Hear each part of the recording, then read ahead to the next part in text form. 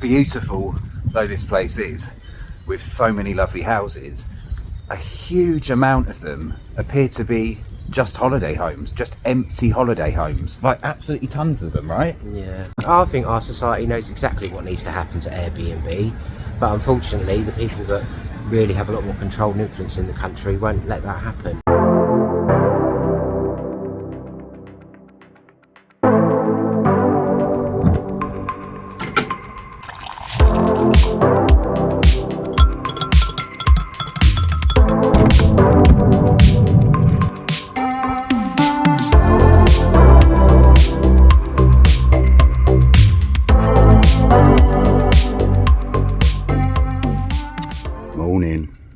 And as wake-up views go in the van, that certainly has to rank as a pretty decent one. Right, morning Stefan. Morning. That's it, that's all I have to say. Morning. That's your contribution to the video, is it? Well, we'll just end it there. I'll see you next week. See you next time. Like and subscribe. Bye. Bye. Right, good morning from the van. It's cold, it's wintry, of course it is still, it's winter. We have woken up on the Suffolk coast in a very pretty place called Aldeburgh, is it, Stephen? I think so. We're never really sure how to say these things, even when we're in our own country, you know, it's the same problem. I think it's Aldeburgh anyway, and it's on the coast of Suffolk. So I'm pretty sure we featured this place on one of our earlier videos, but I can't quite remember for sure. If we did, it was only very briefly. So this time we're gonna give it the top billing, if you like, which it probably deserves, because it is a very beautiful little place. So we're going to explore the town of Aldeburgh, and we are going to have a little walk along the coastline and a walk around the surrounding countryside as well, I believe. So it's a very unique looking part of the country. Obviously it's quite flat here, so there's lots of, I think there's a big river estuary, lots of marshes, just big open skies. It's very typical of East Anglia and things like that. So yeah, we're looking forward to this. The sun's out, it is windy and cold, but we press on, you know, we're troopers now, aren't we, Steve? I think this is a nature reserve as well, isn't it? I think so. I think there's a nature reserve one way, and I don't know what's the other way. But anyway, whatever it is, we're going to take you guys along with us, and hopefully it is very lovely to look at. Right, let's go. Let's go.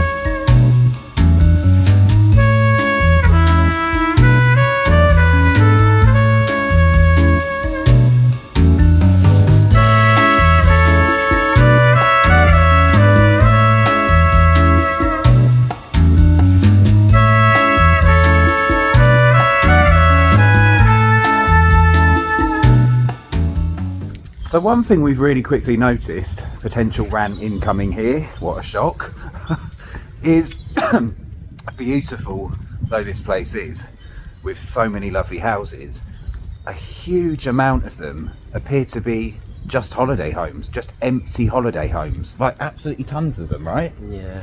I wasn't expecting, I know you see that everywhere now, but there are just so many. It almost feels like there's more holiday homes here than people actually live in here. But how many homes are just completely taken up by this when people are struggling to find places to live, you know? Everything's so expensive. Everything's so expensive. People are struggling to find places to live at affordable prices, and yet you go to so many places and then you see almost an entire town given over to holiday lets. Yeah, there's something a bit off about it, right? Yeah, I mean, this town really smacks to me of a kind of culture within it that people locally will buy up the properties so they can control who moves in. So well, that's just guesswork. Believe me, that happens. Probably does. Happens. But it's And gross. It is gross it if is that's gross true. when you think about just people have got nowhere to live. Nope. And I get, it's not somebody's personal responsibility to make sure somebody personally has a house. But where's your sense of social responsibility? Yeah. Come on.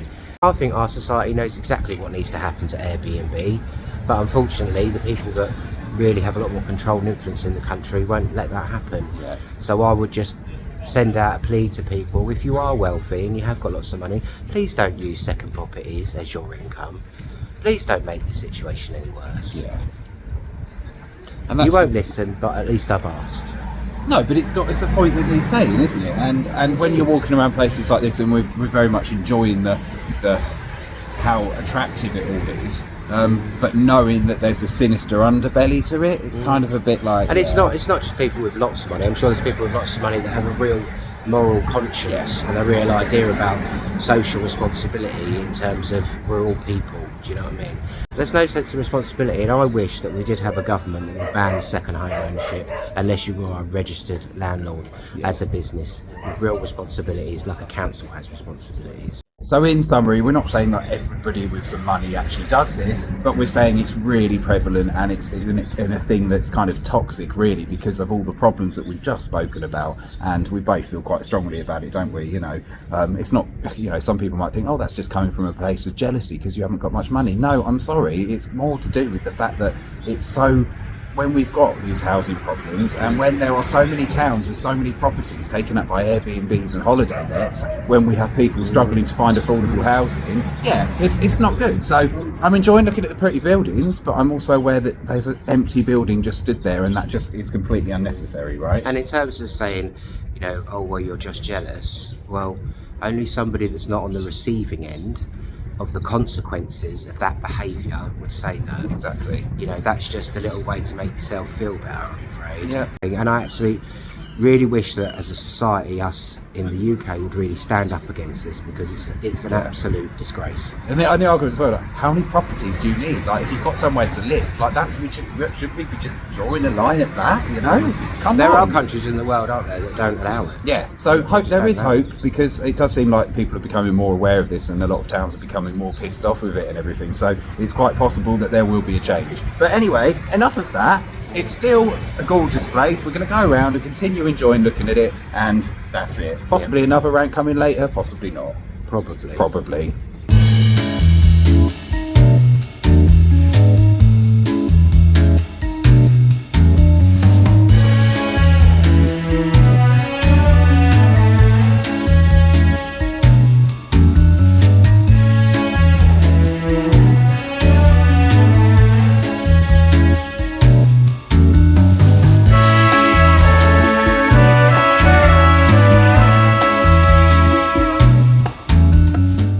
And apart from just being a really old, beautiful house, this is actually the town council building.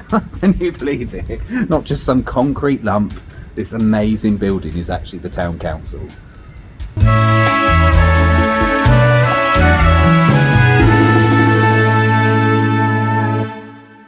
So Stephen has kind of fully gone down the whole I don't want to be here anymore, I don't want to give this town any money route. That's it now. He's gone down the rabbit hole.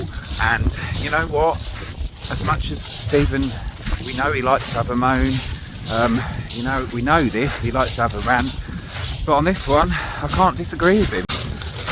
If somebody says, oh, it's good for tourism, well, it might be for a second, for a little bit, but it's not good for the majority of the population when it has that much of a knock-on effect. And just, what, if there weren't holiday homes here, what, you think people wouldn't visit? Of course they would still visit. The fact is, a lot of these homes are actually empty right now, so that can't be making a difference. We appreciate we might get a bit of backlash for that, and that's okay. It's okay. I'm happy to open the debate, happy for people to come in with different opinions. It's all right. Open the discussion, but that's just our thoughts on it. Nonetheless, let's enjoy the day. The sun's out. We're going to carry on with the walk, and we are going to enjoy this beautiful coastline. Let's go, Stevie, eh? Mm-hmm. Paint the smile on, come on. It's a really, really beautiful place. It's exactly. not really about, I think it's called Aldeburgh. Yeah, we've been saying it wrong, of course we have. But it's not about Warburg. It's just about something that's really, really important. It's just kind of shoved it in your face a little bit today by seeing all of that. And I think, people will say, well, what can we do about it? I mean, even our government is pretending to do something about it, the bloody Conservatives. But what do you mean? Rishi Sunak is so relatable. Yeah, exactly. How can he not care about the people? What I would say to people is there is something we can do about it, because the one currency that pervades all the classes is social acceptance. And if you make this less socially acceptable, if you criticise your friends or your family for doing this, it will stop. Yeah. So the goal is, let's make it completely classless. Yeah. Yes, don't serve them in your cafes. Don't serve them in your shop. Oh, for God's sake. Well, I think... All right, let's not go that far. I'll tell you what, lock them up. Let's arrest all of them. You don't need to do that. You just need to make people feel like they're not socially accepted because of that behaviour. Because we do that to people all of the time for behaviours that we don't like. Crime and, being drunk on the streets or whatever you want to say. We use social acceptance all the time to control things that we don't like in our society. And this is one thing that we've all got that costs nothing, that we could all start doing. Well, we're just voicing an opinion, and let us know what you guys think. Do you agree with us? Do you not agree with us? If you don't agree with us, please let us know in the comments and why. If you do, that's great. If not, it's okay. Yeah, exactly. It's just a point of view. Yeah. Really. A strongly held one, but it's a point of view nonetheless, and everybody's entitled to have theirs, and this is ours because it's our channel. Yeah, exactly. We can say what we want, I guess. Exactly. It's our channel. We've got a platform. We do all the work. Everything's ours, so we're entitled to our point of view on this. And the fact is, when we're walking around places, obviously we are going to... We're fairly consistent in that we show you where we go and we talk about camper van life, but of course sometimes where we go it's going to bring up different viewpoints, and that's going to bring up our viewpoints. Yeah. Anyway, enough of that. Let's move on. Because now we're going to do the walk. Shall we go and see really, the scallop? Really nice, and it's lovely. It's really, really beautiful. It really is. Yeah. And one very quick thing I just wanted to add. We're not saying everybody who has these holiday lets are terrible people, evil, awful people. I understand it's not as black and white as that, but it's one of those things I feel that probably started as what seemed like an innocent thing, almost a good thing, but over time you become aware. So, not saying everybody's terrible for it, but maybe there should be a bit more awareness now about how it's not great, and under the circumstances with housing crisis, homelessness and the cost of living, that these things are probably just not advisable and should be kind of clamped down on.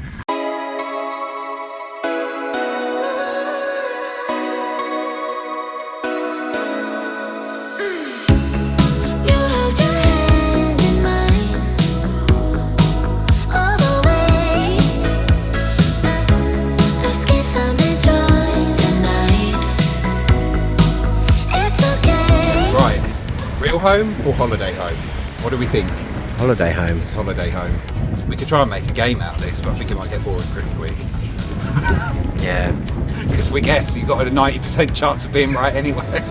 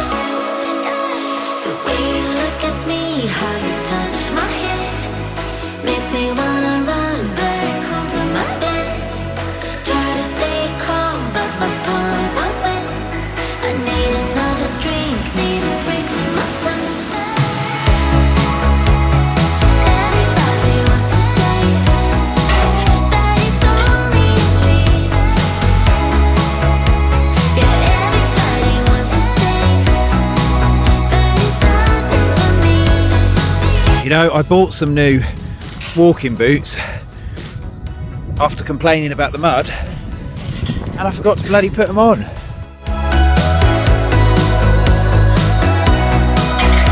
So now we've both got walking shoes and neither of us are wearing them. As we said, we're completely competent at everything we do.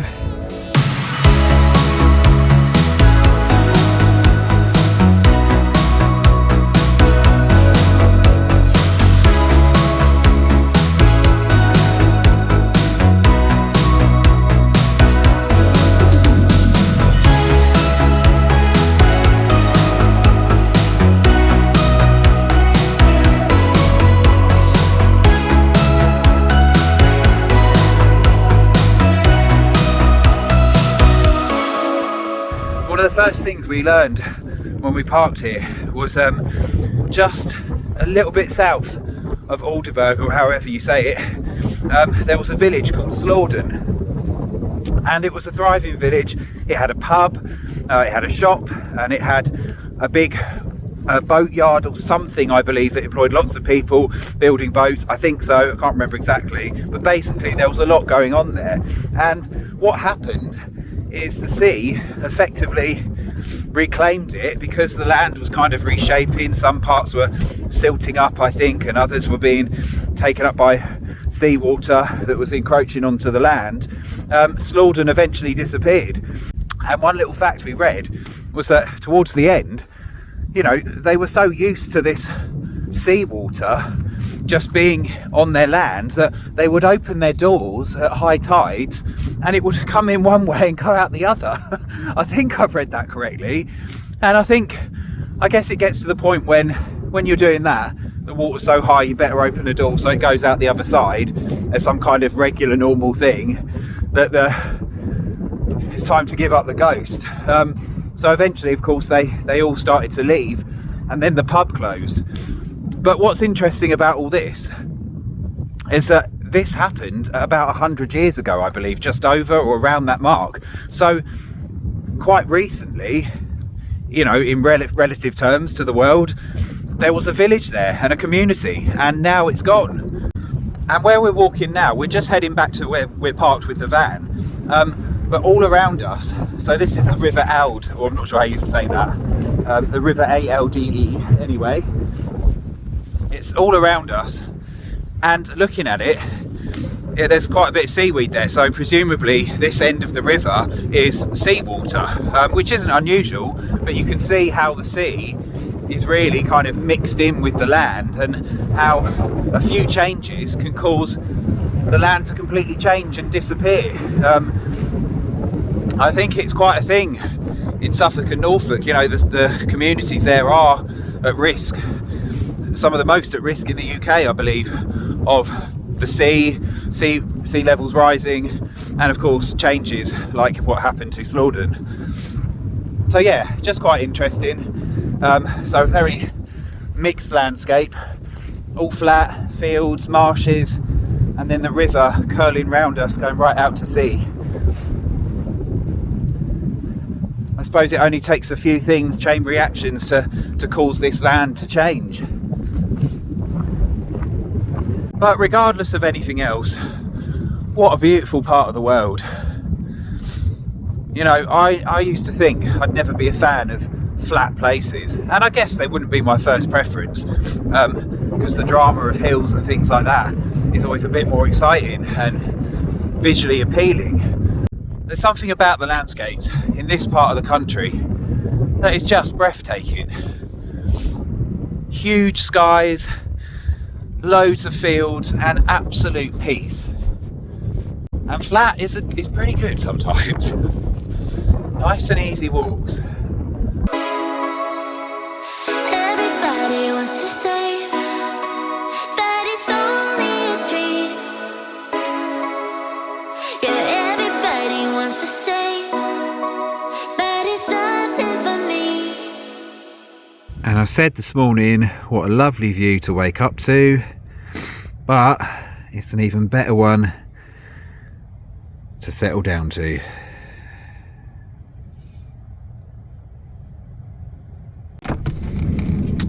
And good morning once again. Oh, hello Mr. Crow.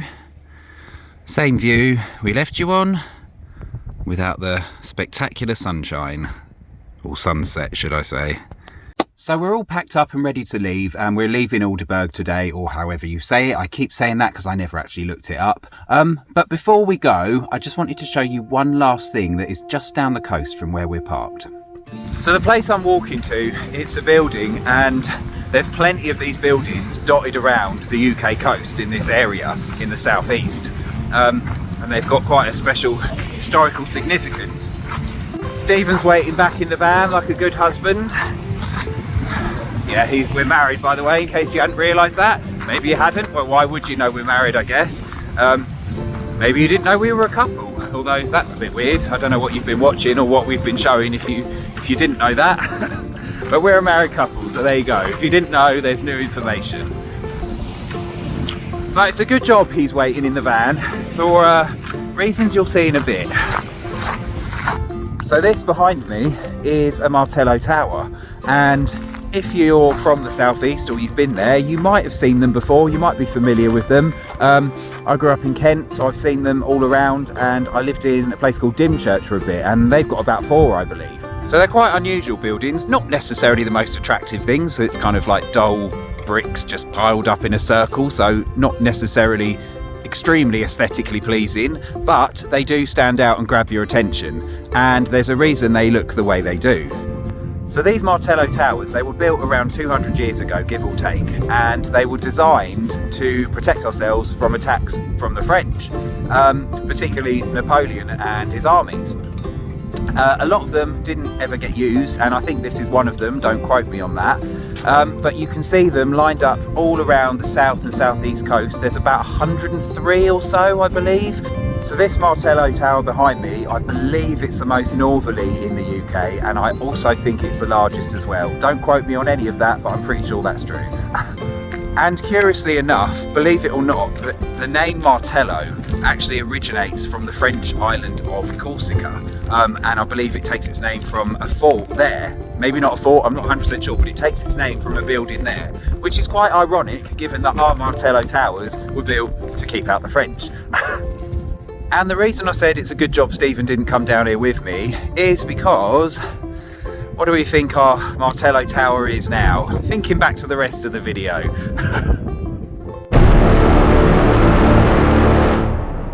Yep, it's a holiday home. So yeah, we've gone full circle in this video, back to a bit of history, and it's come back around to holiday homes. In fairness, I guess at least that one's used for something because it's not likely to be a normal home. Although saying that, as I said earlier, I lived in Dymchurch. There's about 4 there, and several of them are actually normal homes. And I was just speaking to some guy, a local guy who just passed me, and he said when he was kids, they used to just play around that, even up on the roof. We hear that a lot on our travels, you know, so many things where you could just wander in and out and just freely explore, including Dover Castle, by the way. I had a work colleague who's grew up in Dover, and that place, which obviously will set you back at least £20 per person, they used to just be able to go in and just wander about. But I completely understand that those things need to be looked after, so, you know, that's another discussion for another day. So yeah, I don't know what it costs to stay there, but it's a holiday home. Just don't tell Stephen.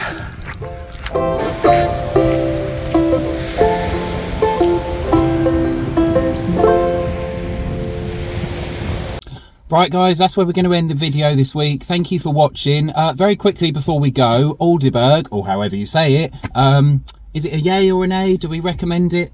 Yeah, I definitely think so. It is a really nice place to visit. It's very pretty. The walks around the nature reserve are really, really nice. So yeah, despite everything, yeah, regardless of what was said, because it is a separate issue. Yeah. Definitely well worth a visit. So it's a thumbs up for that place, which I'm not going to pronounce again, despite everything we chatted about. It is very, very stunning, and if you're ever in Suffolk, it's got to be one of those must-see kind of coastal towns. So really, really lovely to look at. And as Stephen said, the walk was beautiful. So, you know, all good. So with that, we're going to love and leave you. That's the end of the video, and yeah, don't forget to push like, subscribe and the notification bell, and leave us some comments. Give us some places to go, people. That'd be great. Yeah, give us some suggestions. If we can do it, we'll get around to it, and if not, we'll try and put it on a list. Thank you very much for supporting our channel as normal. We really appreciate it, and watching our silly van adventures. And with that, we're going to end the video, otherwise Dan's just going to waffle on. And I'm being shut up now and put in my place, so we're just going to go. Yep, right. We'll see you on the next one. See you later. Bye. Bye.